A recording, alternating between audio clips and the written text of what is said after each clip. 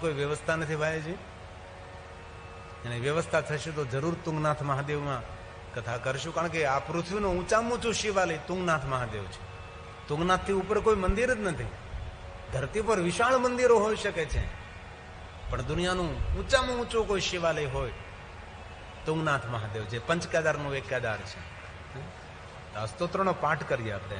વામદેવ વામદેવં મહાદેવં લોકનાથં જગદ્ગુરું નમામિ શિરસા દેવં Kim નો મૃત્યુ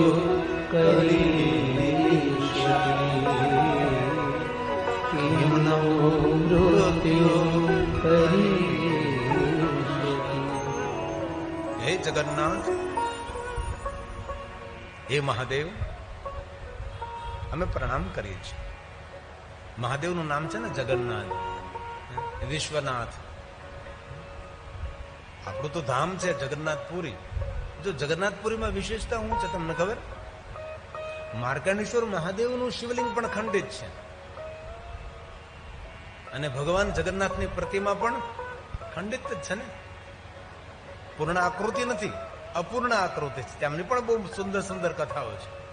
એક જજમાન મારી પાસે છે ને જગન્નાથપુરીમાં કથા કરવી છે. ઘણી બધી તીર્થોમાં કથામાં પણ કર્મ હશે, જેના ભાગમાં હોય તે રીતે સૌને કથા મળતી જાય.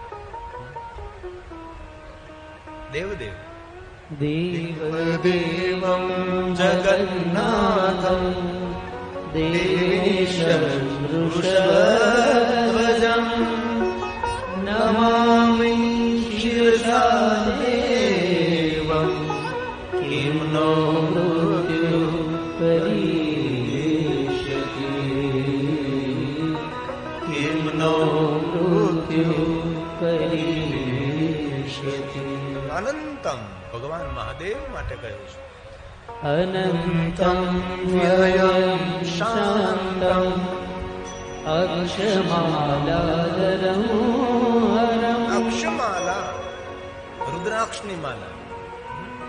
ભગવાન મહાદેવજી સોના ચાંદી હીરા મોતીની માળા નથી પહેરતા. ભગવાન મહાદેવ રુદ્રાક્ષની માળા પહેરે છે. અક્ષમાલા, રુદ્રાક્ષની માળાથી શોભાયમાન. અક્ષ એટલે આંખોમાંથી ઉત્પન્ન થયેલી જે ઔષધિ છે, અક્ષમાલ. રુદ્રાક્ષનું નામ છે અક્ષ.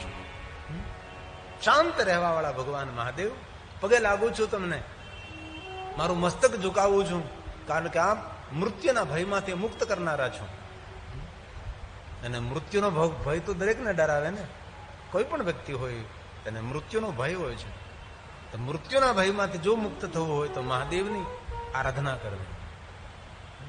નમામિ શિરસા દેવં કિમ નો મૃત્યુ કરીષ્યતિ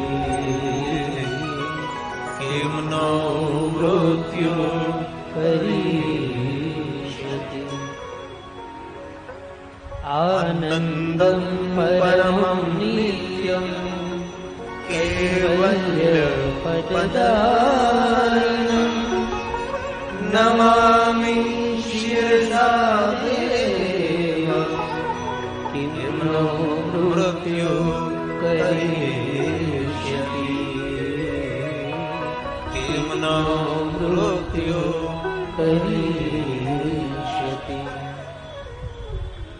સ્વર્ગાપર્ગદાતારં સૃષ્ટિસ્થિત્યંતકારણં નમામિ શિરસા દેવં કિમ નો મૃત્યુ કરીષ્યતિ કિમ નો મૃત્યુ કરીષ્યતિ. તીસરી પદ્મ પુરાણ. આ પદ્મ પુરાણનું સુંદર સ્તોત્ર છે. ઉત્તરખંડ શ્રી મૃત્યુંજય સ્તોત્રમ સંપૂર્ણ. બધા સ્તોત્ર શિવ મહાપડ ગ્રંથમાં ન હોય. અભયકરમ એક સ્તોત્ર છે, બહુ સુંદર, શિવ મહાપડ અંતર્ગત છે. અભય વરદાન દેનારું એક સ્તોત્ર છે. મહાદેવના જેટલા સ્તોત્ર છે ને એટલા સ્તોત્ર કોઈ દેવતાઓના પણ નથી. તેટલા સ્તોત્ર મહાદેવના છે. અત્યારે વર્તમાન યુગમાં ટેકનોલોજીનું સંશોધન થયું છે. યુટ્યુબમાં આટલા બધા સ્તોત્રો ગાવાના છે અને સ્તોત્ર સાંભળવા. રવિવાર હોય તો સૂર્યનારાયણના સ્તોત્ર સાંભળીએ, સોમવાર હોય તો શિવજીના સ્તોત્ર સાંભળીએ, મંગળવાર હોય તો કાલીદેવીના સ્તોત્ર સાંભળીએ, બુધવાર હોય તો વિષ્ણુ ભગવાનના સ્તોત્ર સાંભળીએ, ગુરુવાર હોય તો બૃહસ્પતિ દેવજીના સ્તોત્ર સાંભળીએ, શુક્રવારના દિવસે સર્વ દેવતાઓના સ્તોત્ર સાંભળીએ, શનિવારના દિવસે રુદ્ર દેવતાના સ્તોત્ર સાંભળીએ. આમ ક્રમશઃ બધા સ્તોત્ર આજે કોઈને કોઈ ગાયકોએ ગાયા છે. સ્તોત્રોને એક અદભુત મહિમાઓ છે.